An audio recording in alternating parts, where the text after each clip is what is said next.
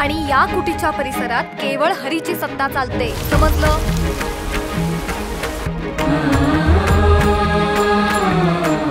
ज्ञानेश्वर विजयते.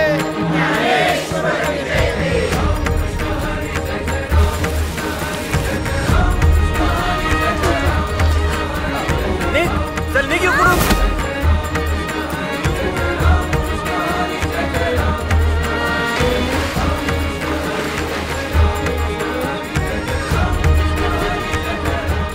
ज्ञानादादा, ही मातीची भिंत येईल का रे आपल्या बरोबर? मुक्ते, सांगदेव तुझ्या ओटीत घालतो, सांभाळशील? अगं रडतेस काय? ज्ञानादादा म्हणाले रडायचं नाही. आता काम करायचं.